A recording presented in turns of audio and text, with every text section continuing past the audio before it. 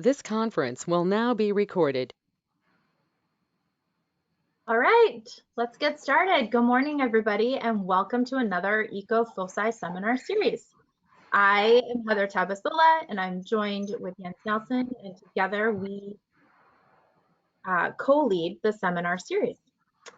So this seminar is part of NOAA's EcoFoci biannual seminar series focused on the ecosystems of the North Pacific Ocean, Bering Sea, and U.S. Arctic to improve understanding of ecosystem dynamics and applications of that understanding to the management of living marine resources.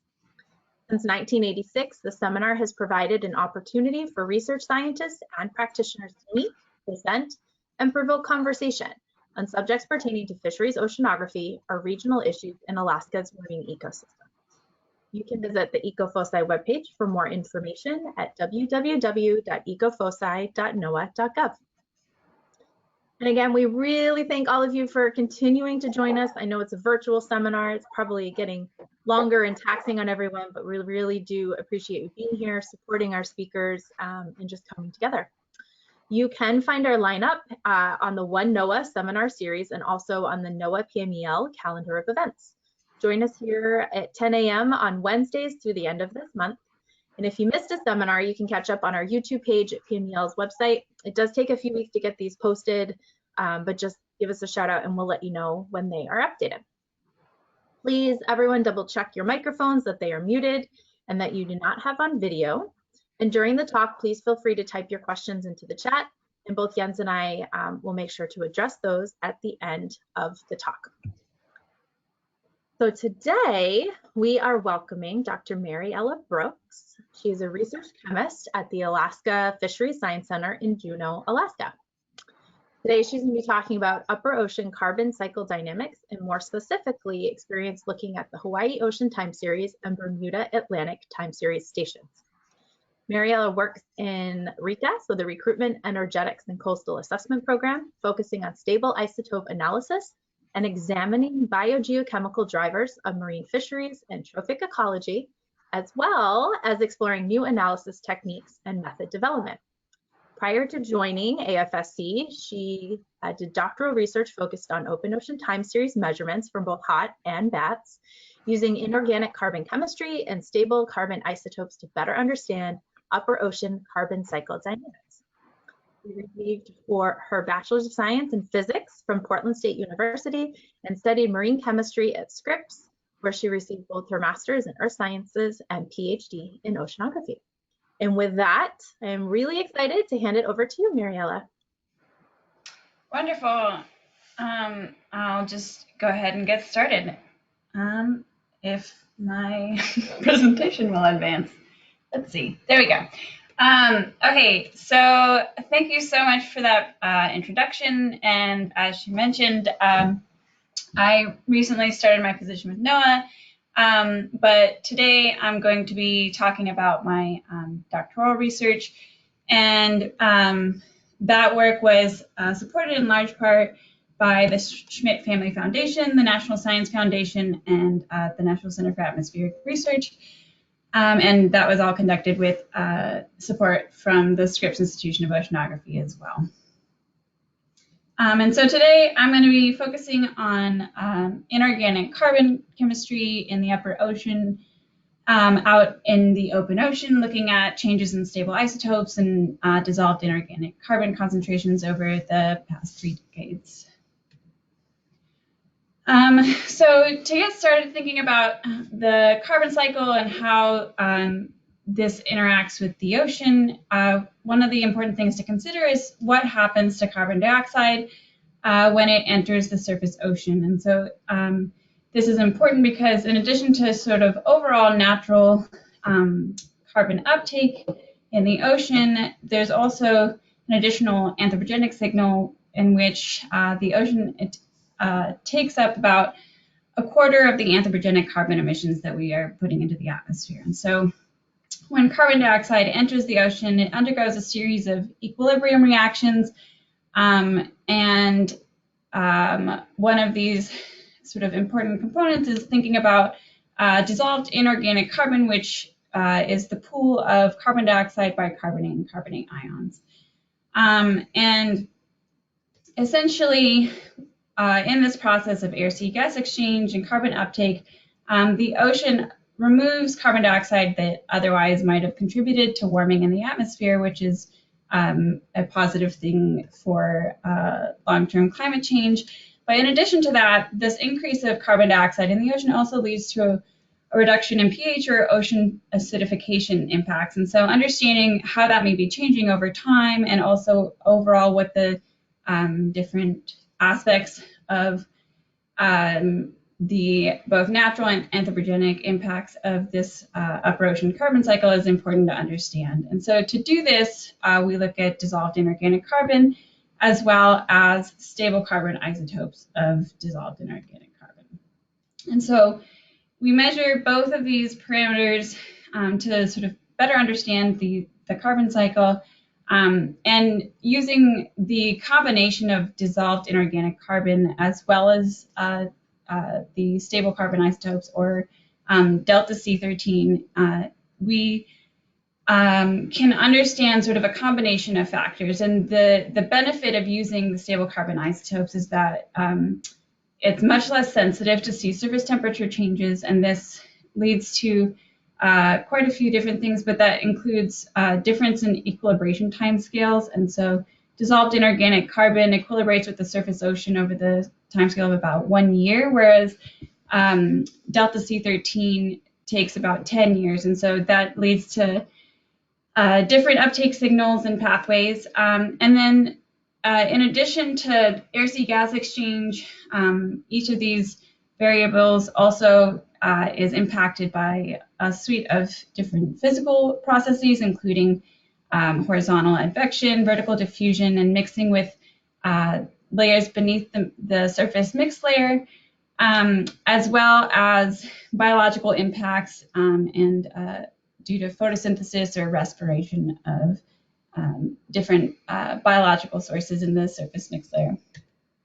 In addition to being less sensitive to sea surface temperature, the delta C13 value actually carries an atmospheric signal from anthropogenic emissions. And so as we continue to emit carbon dioxide into the atmosphere through the combustion of fossil fuels, this is actually impacting that signal of delta C13 in the atmosphere. And so this depletes or decreases the isotopic values in the atmosphere, and we can see those decreases reflected in the surface ocean as well. And so this helps us to kind of understand certain aspects of the anthropogenic signal.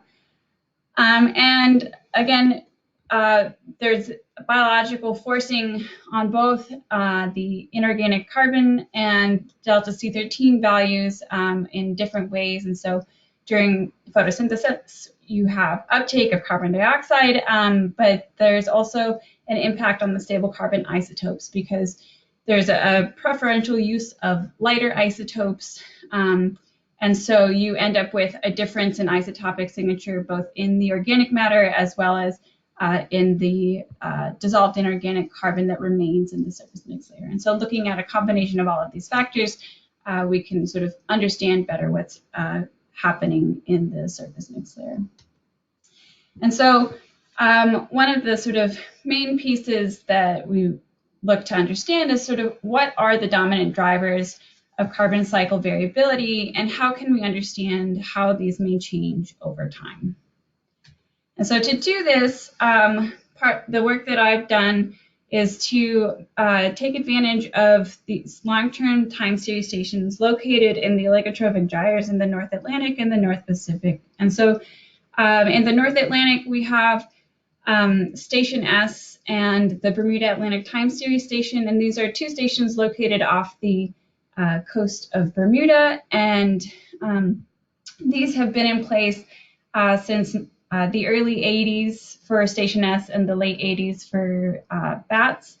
And then the hot station Aloha in the North Pacific subtropical gyre has also been in place since the late 80s. And so these stations are both located in the subtropical gyres. However, there are many physical differences in the oceanographic parameters, and also there's significant differences in terms of overall circulation patterns and biological forcing in these regions. And so it's very interesting to be able to compare between these two. And so the three core measurements that was part of the work that I did at Scripps was measuring the dissolved inorganic carbon concentrations, as well as the stable isotopes of delta C13 for dissolved inorganic carbon.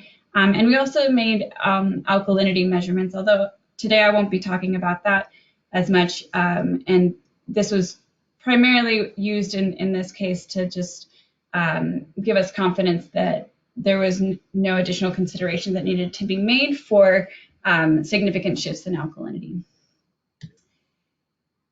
And so the time series here show the measurements of dissolved inorganic carbon at each of the stations. So we have the hot station Aloha on the left and the Bermuda stations on the right. A few things to note. So the top panel is dissolved inorganic carbon that has been salinity normalized, and this is done to remove potential impacts on the concentration values due to precipitation or evaporation solely. And in addition to that, these are all surface measurements taken from somewhere between 5 and 10 meters. And the Bermuda data set was combined because they were found to be essentially, they're very closely located and they're consistent between the two. And so we have the Bermuda Atlantic Time Series Station as well as station that's combined into one long record. And in addition to that, on the lower panels, we can see the delta C13 values over the course of the records for both the hot station as well as BATS. And initially, just looking at these time series, there's a few things to point out, one of which that it's possible to see sort of these long-term records or long-term trends in the records, as well as a seasonal cycle and interannual variability that are superimposed on these. And another thing to point out is that the isotope records during the time that I spent at Scripps were able to be extended through the end of 2017, and so we now have approximately between 20 to 30 years at each of these stations. And so one of the first things that we wanted to consider was looking at these long-term trends in both the DIC and delta C13. So looking at the long-term trends here, this is the same data set that I was showing before. Again, Hawaii is on the left, Bermuda is on the right, and this is the salinity normalized DIC values shown here in teal. And for these values have had the mean seasonal cycle has been removed, and so we used a set of 12, 6, and 4-month harmonics to remove the seasonal cycle and leaving the long-term trends with the interannual variability is also evident in these still. And so one thing that we can note here is that these long-term trends, which are shown here, that are a very strong reflection of the anthropogenic carbon trends in the atmosphere. And so the overall trends match very much what we would expect if the seawater was fully equilibrated with the atmosphere. And so we can see that the trends that we observe in the atmosphere are very much shown in the surface water. And if we also look at the stable isotopes here, again, this has had the mean seasonal cycle removed. And so on the left-hand side of the y-axis in purple, we can see the seawater values for delta C13. And then the right side of the y-axis is the atmospheric values for delta C13. And the overall signature for the isotopes are different. However, it's important to know that the scale for each of these is the same. So what we're seeing here is a very similar trend in both the DIC values and delta C13 values relative to the atmospheric trends. And so if we take this a step further and decompose the time series, and here we're going to focus on looking at the interannual variability at Bermuda. So again, this is the same time series with the mean seasonal cycle removed, but we've also gone ahead and removed the long-term trends. And so this leaves the residual anomalies of interannual variability that we see at this station. And here, again, the top panel shows the variability in dissolved inorganic carbon. The second panel is showing variability in delta C13, or the stable carbon isotopes. And then the bottom two panels show the mixed layer depth, or MLD, and then the sea surface temperature values. And so looking at sort of the relationships between some of these oceanographic measurements in these regions and the variability that we see in each of these parameters, we looked to see what correlation we might be able to see. And so at this, in the North Atlantic, at these stations, we see some correlation between the delta C13 and DIC values, as well as between delta C13 and sea surface temperatures. And there's also some correlation between the dissolved inorganic carbon and sea surface temperatures, as well as with the mixed layer depth. And so the combination of these correlations suggests that there's strong vertical mixing driving variability on these timescales because of the relationship between the sea surface temperature variability as well as the mixed layer depth. And this has a lot to do with, as you get colder temperatures and very deep mixed layer depths that reach below the surface mixed layer, you're bringing up a lot of DIC-rich water from below the mixed layer, and this would also be very depleted in delta C13 due to remineralization of organic matter below the mixed layer. And in addition to that, especially for the DIC sensitivity to sea surface temperature, as you're getting cooler temperatures, you would be able to get a much larger amount of DIC uptake in that region, or carbon dioxide uptake in that region.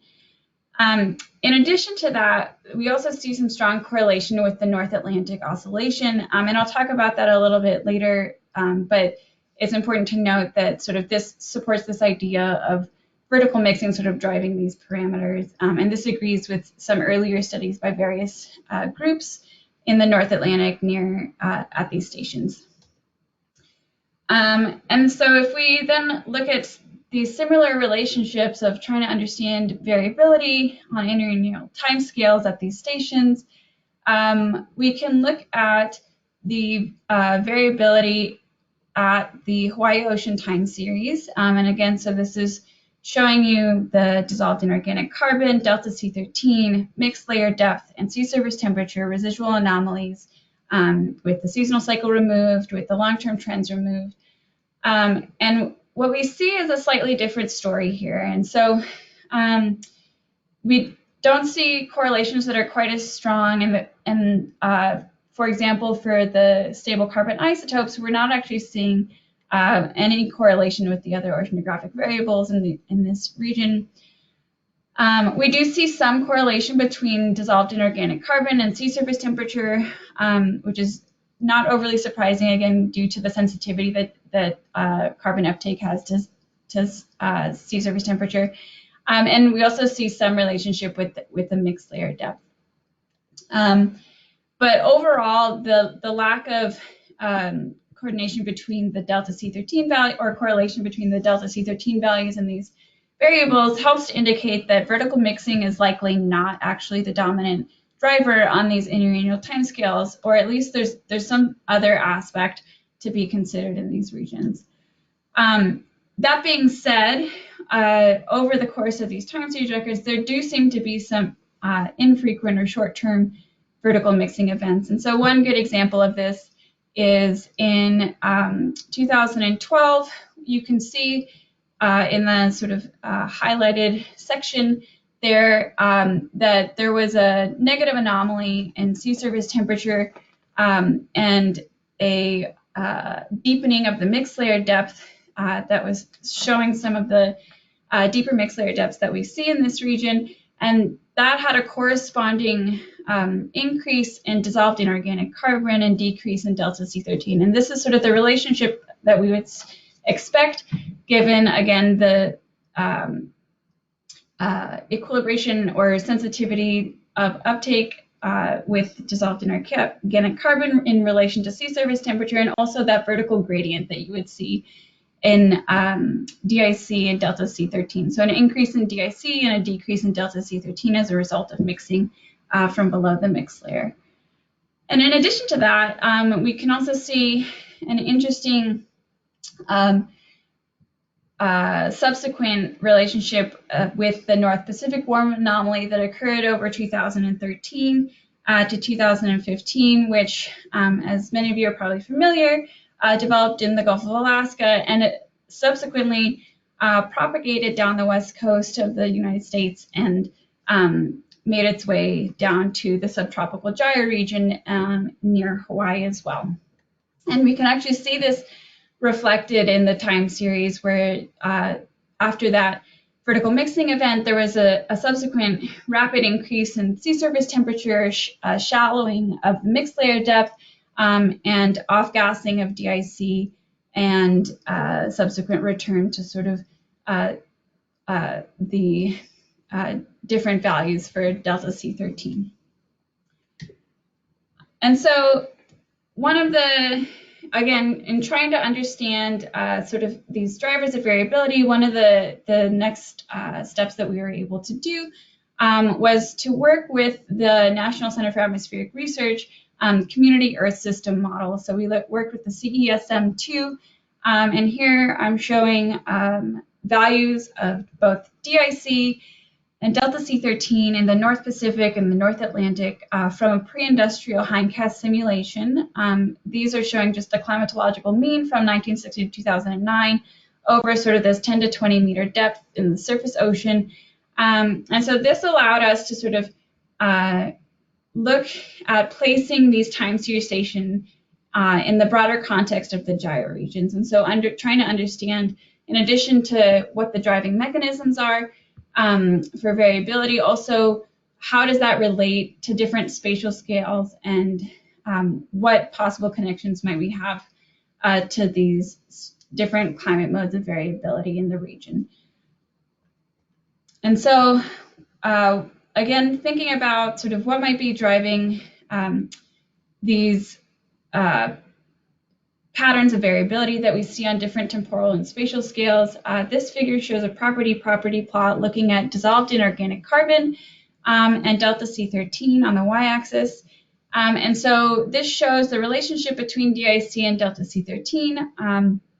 The solid lines and data points in black are the observations, and so the solid lines show the observed seasonal cycle, and then the data points that are the filled circles show the observed interannual variability, and then the model results are shown in teal. And so again, the solid line shows the seasonal cycle, the data points show the interannual variability, and then the dashed line there shows the relationship with the vertical profile in the model from 1 to 200 meters. And so something that is important to note is that the relationship between DIC and delta C13 seems to be relatively well captured by the model, which is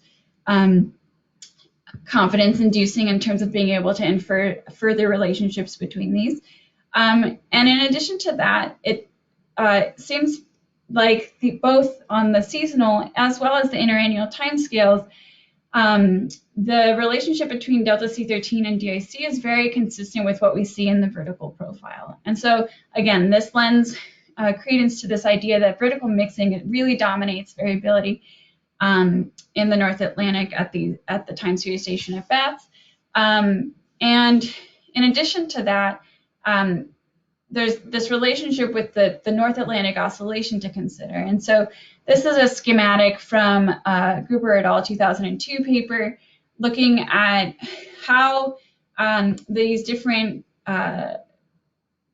modes of the North Atlantic Oscillation might impact seasonality and overall upper carbon cycle dynamics in this region. And so during the positive North Atlantic Oscillation, we have positive SST anomalies or warmer water, and so shallower mixed layer depths, less mixing, and this lends itself to a smaller seasonal cycle and just overall a negative anomaly in DIC, and also a reduction in net community production and mixing down below, and a reduction in air-sea gas exchange.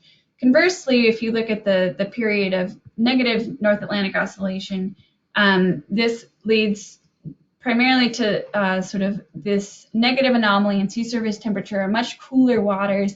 It tends to be much stormier, and so you have a lot more mixing going on in the surface mixed layer, both in terms of air-sea gas exchange, but also in terms of development of very, very deep winter mixed layer depths that entrain DIC-rich and depleted delta C13 values from below the mixed layer depth. And it's also been shown that there's enhanced net community production during this time. And so there's a lot going on that leads to a much larger seasonal cycle and stronger variability during that time. And so again, thinking about sort of placing these time series stations in the context of the broader gyres, because it's wonderful to learn about what's happening at these time series stations, but it's also important to understand the value of potentially being able to extrapolate estimates across to the broader gyre scale dynamics. And so one of the things that we did in terms of looking at the overall model results is looking at in the North Atlantic.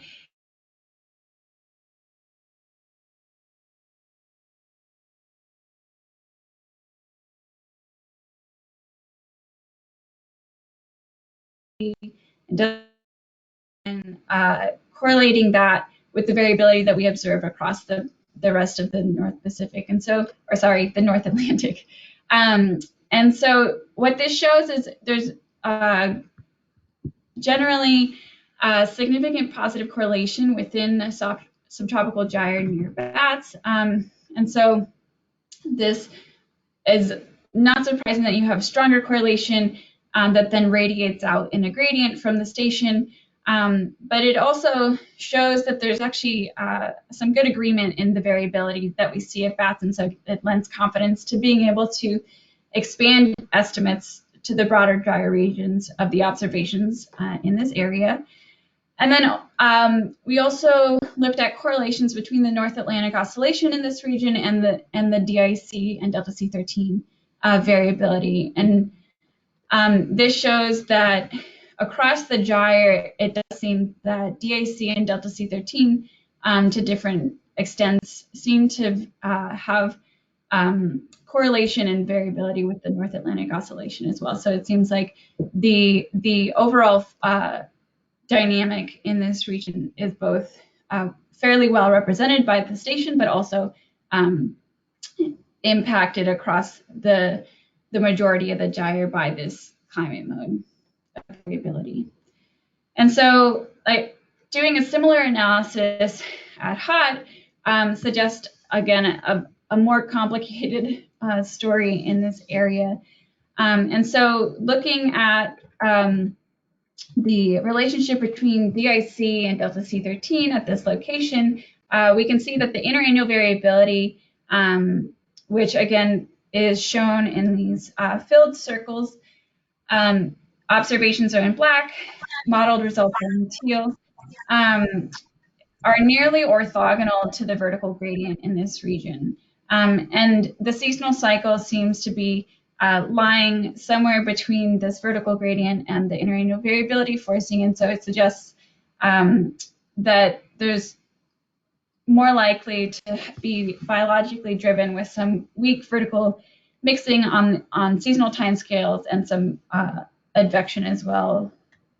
But thinking about what's actually driving the variability again and thinking about what's happening on this interannual time scale, we moved to a different set of process.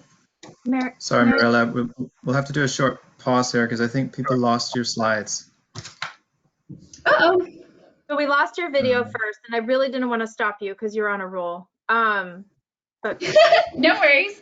Let me see if I can find you. it just stopped on this lovely North Atlantic bats, and then I'm assuming that what you're talking about was supposed to be popping up on the bottom of the slide, but it didn't. Buddy. Yes.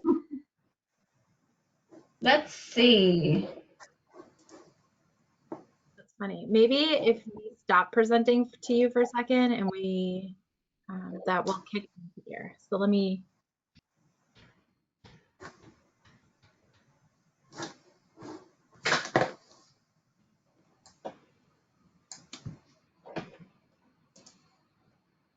I'm just going to try something. Mariella, don't freak out.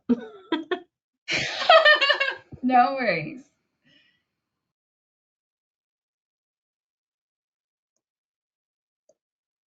Oh, that was not the right thing to do.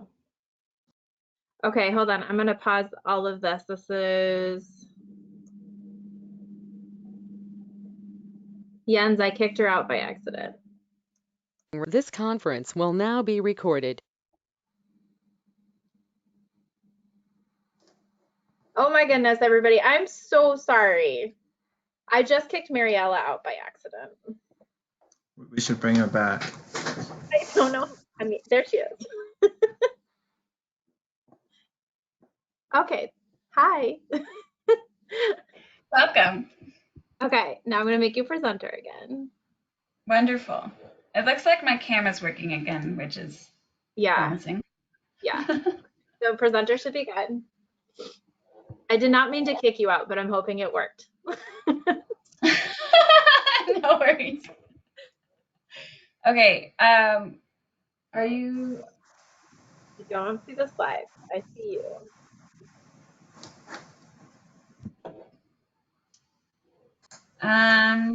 Did you send me the offer to share my slides? Because I'm not seeing that.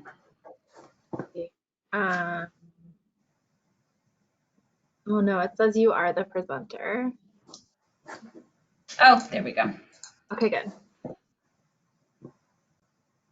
Success? Yes, success. Thank you. I'm so sorry. No problem. Is this where I was when you last saw me, perhaps? We saw the, yes, I never saw the bottom two images Great. that you have there, but yeah. Okay, but you can see them now? Yes. Okay, wonderful. Okay, well, so hopefully what I was saying makes a little more sense now. So again, these bottom two panels are the correlation with the North Atlantic oscillation, and this is just showing sort of fairly coherent patterns of variability between the North Atlantic oscillation and the gyre region variability for DIC and delta C13, which is, again, sort of supporting this idea of the location of VATS being fairly representative of the overall gyre. Okay, so hopefully you are continuing to see these transitions. But so moving over to the Hawaii location, this is what I was moving on to talk about, which shows a difference in the relationship between DIC and delta C13. And so this shows this interannual variability that is very different, again, from what we were seeing before in the North Atlantic. And so this shows the relationship between DIC and delta C13, which is nearly orthogonal to the vertical gradient in this region. And then the seasonal cycle is also on a slightly different slope, which suggests sort of more of a direction from biologically driven variability and then some potential weak vertical mixing and advection on the seasonal timescales. And so to try to pull apart what's occurring on these interannual timescales, we took this a step further. And one of the things that we did, so again, the property plot of DIC and delta C13 at hot. So the black filled data points show the interin variability at hot.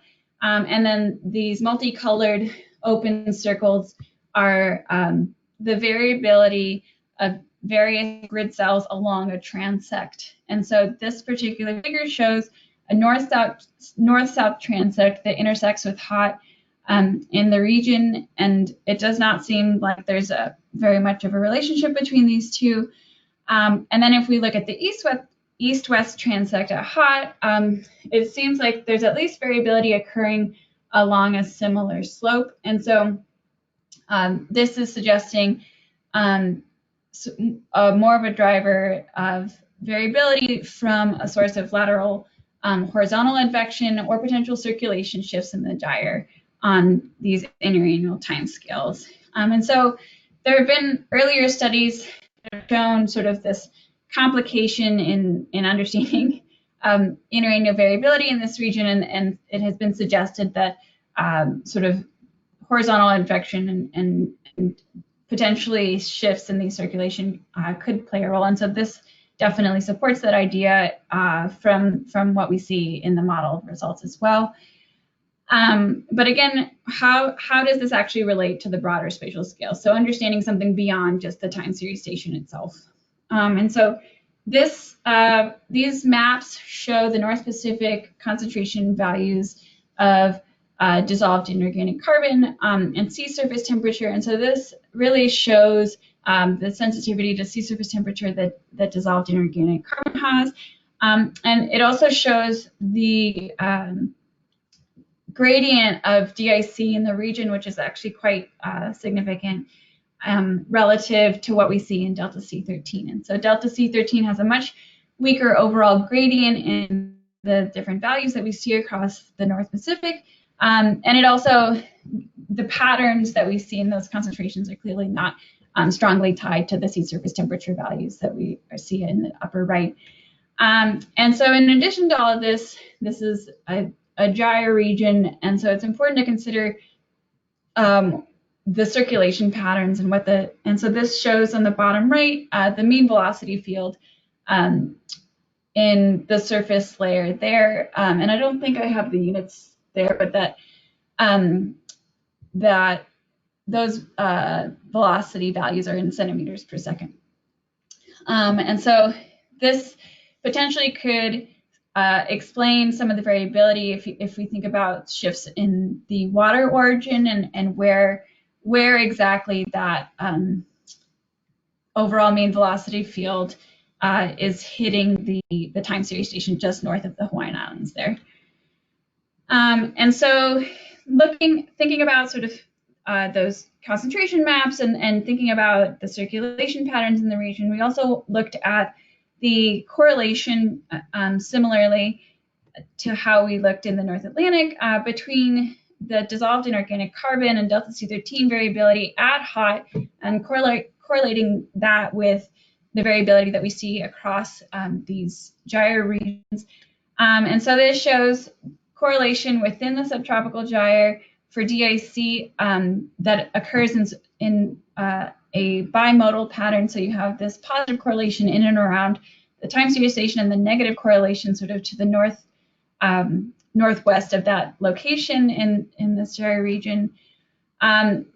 Whereas we have some significant positive correlation close to Hawaii for delta C13, but this is occurring primarily along sort of the circulation path of flowing from the northeast down sort of and to the west and slightly south region. And so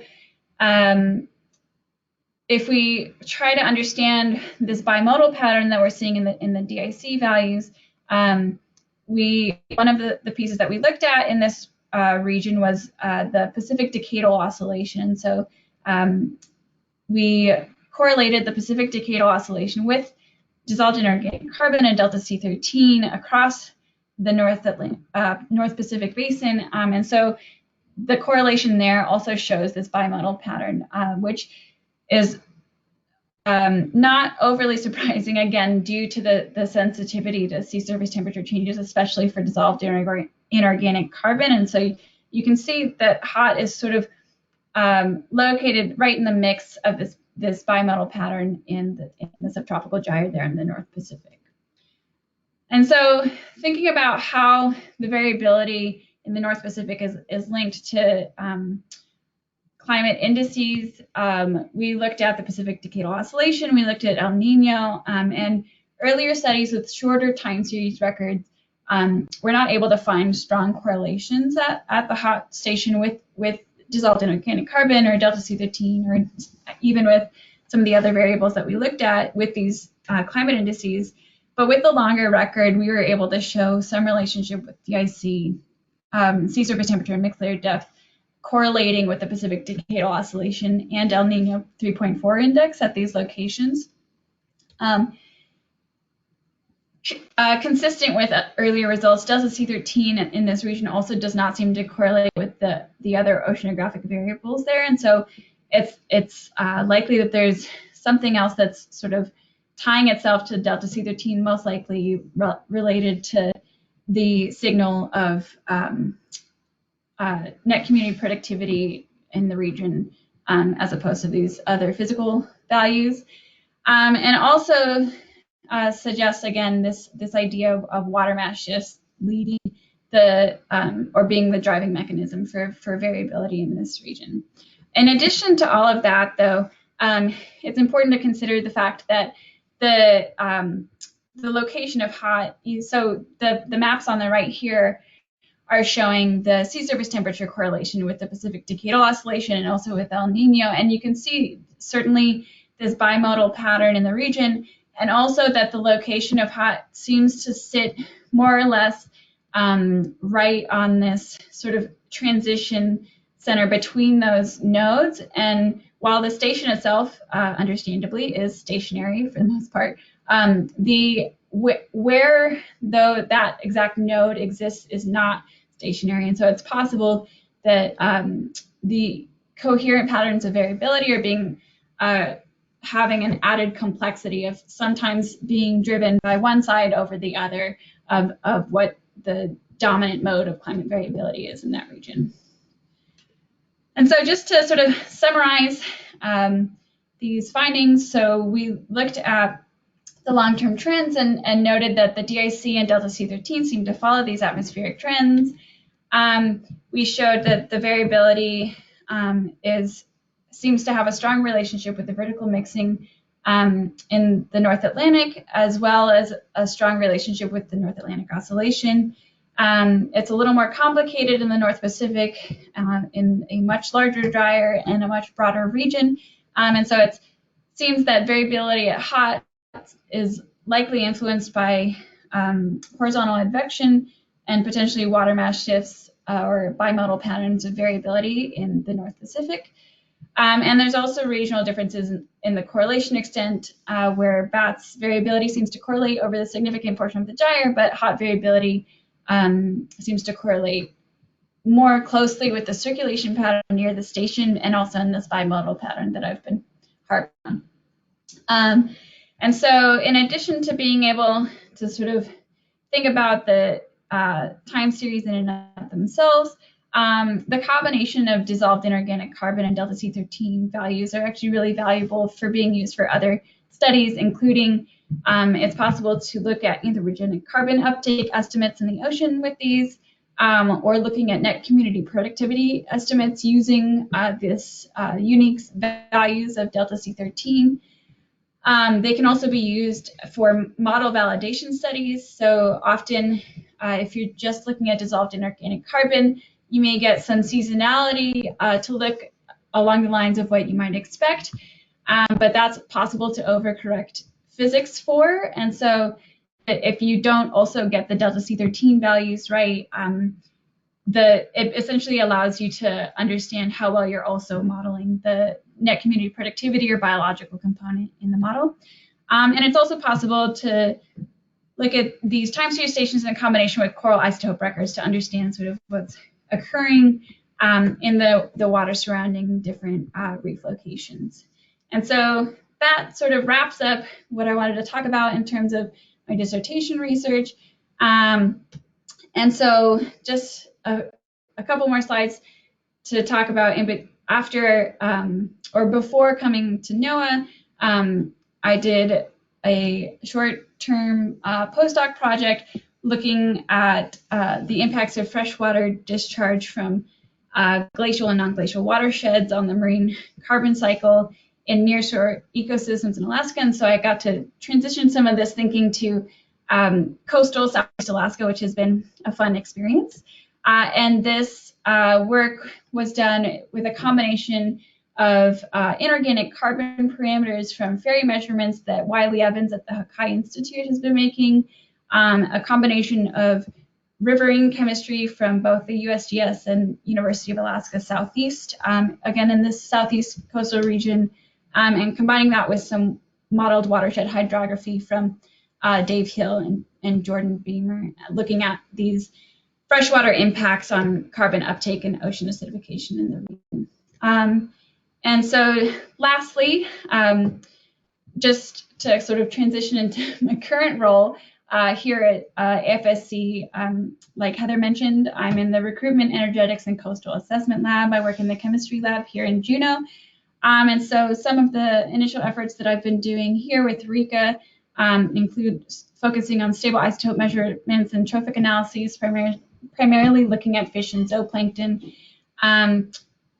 looking at increasing sample throughput efficiency and method development for both bulk isotopes as well as compound-specific isotopes.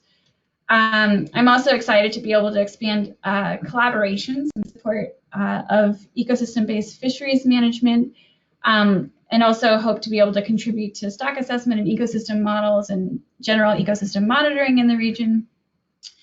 I also recently put together a summary of the instrumentation and analytical capabilities of our chemistry lab. And so that's currently available on the AFSC intranet.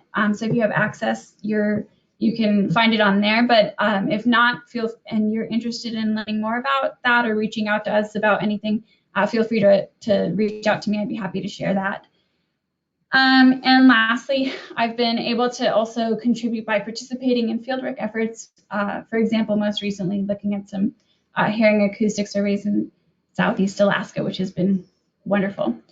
And with that, I want to thank you for your attention and for sticking with us through some technical difficulties. And I'd be happy to answer any questions if you have any. Awesome. Thank you so much, Mariella. It's so nice to hear. I always do a round of applause. It's weird, but Thank you. Thank you, everybody, for joining us today. Please put your questions in the chat. Cool. Thanks, Jordan. All right. So I'm just reading it first. Okay. So Jordan Watson, a recent Nature paper, Sala et al. 2021, suggested that bottom trawling is a major source of sequestered carbon from marine sediments that is potentially mobilized or remineralized and released to the atmosphere. How do you think aspects of MLD, seasonality, etc., may affect this sort of hypothesis? Oh, that's a great question. I actually saw that paper. I was just talking about it with somebody yesterday. And it's a really interesting question. It's also a really interesting question to think about the impacts of fishing efforts and bottom trawls on carbon dynamics in the ocean beyond just sort of emissions from driving a boat around on the ocean. And I think that it would depend on the region, but certainly if you have a region that has very deep winter mixed layer depths, and so again, thinking like the North Atlantic or even the mixed layer depths in stormier sort of subarctic or Arctic regions, depending on where those bottom trawls are occurring and at what depths, I think that certainly that would, so like if you're mixing up carbon that otherwise would have been in long-term storage into the water column, and then you have very stormy events that are able to reach low enough, then that would certainly have an impact. But again, it would depend on what your overall mixed layer depths are and at what depths these bottom trawls are occurring. Thanks for the question, Jordan. Joshu, great talk. Thanks, Mariella. First question is that, what is the explanation of the general decreasing trend of D13C for both sites? That is a great question, and I'm so sorry that I did not do a better job of explaining that. So the decreasing trend of delta C13 is very much tied to what we're seeing in the atmosphere. So the long-term trends of increasing DIC and decreasing delta C13 are very much tied to what's happening in the atmosphere. And so as we're increasing carbon dioxide in the atmosphere, we are also subsequently decreasing the delta C13 values, just because the material that we're burning, primarily combustion of fossil fuels, have a lower delta C13 value. And so over time, we've been able to observe the change in isotopes in the atmosphere. And as this atmospheric anthropogenic carbon gets taken up into the ocean, you can see that change impacted, or that impact in the surface ocean values as well. Okay, and Joshu's second question was, you showed CESM results. Are these from the isotope enabled output? Yes, so let me see if I can go back. I don't know if I have this ability. Yes, so the short answer is yes, the CESM values that I showed are from let me see if I can show, are from a model that includes sort of the, here we are, that includes biogeochemistry that has full carbon chemistry, including the stable carbon isotopes. So it includes delta C13 as well in that modeled output. Awesome. Joshu, I hope does that answer your question? Do you have any other follow-up?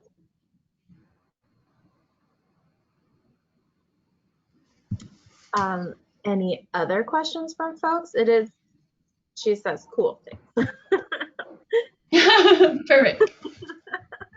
Okay, so it is 10:57, and obviously we had, if folks have a lot of questions, we can go a little bit over, no problem, because I kicked Mariella out of her own presentation. Whoops. Any other questions? What are you kind of most looking forward to working on in your new position, Erika? That's a great question. So one thing that I'm really excited about is having a sort of focal topic that has a face.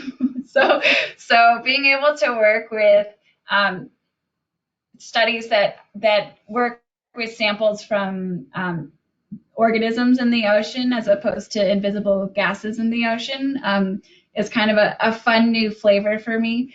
And also being able to think about sort of fisheries management, but also the impacts of broader oceanographic and like climate ecosystem drivers as well. So being able to kind of pull all of these things together and apply them to a new realm of research is really exciting for me.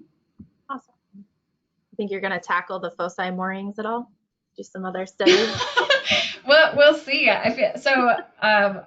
Being relatively new, I think some of those details are still being worked out in terms of exact regional focus. But I'm hoping to be able to look at a lot of different data sets.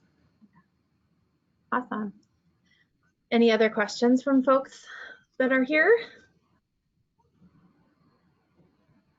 No, not seeing any. Okay, so reminder to folks, we are here again next week. It's the last of the seminar series, so just March for the spring season. Talks will go up in a couple weeks following the last, so probably sometime in April or May. They'll be posted online. And Marielle, it's really awesome to have you speak today, and welcome to the group and the the extended foci family. I'm sure we'll be seeing a lot of you. So Joshua has a quick follow-up question. Let's see, what did she say? Okay. Quick follow-up is that I was involved with the isotope-enabled CESM development. That was mostly designed for paleoclimate simulation. So I'm really glad to see it has some modern applications too. Oh, wonderful. That's awesome. Thank you. Cool. All right. Thank you, Mariella. And until next time, we'll see everybody back here next week. So thank you so much. All right. Thank you.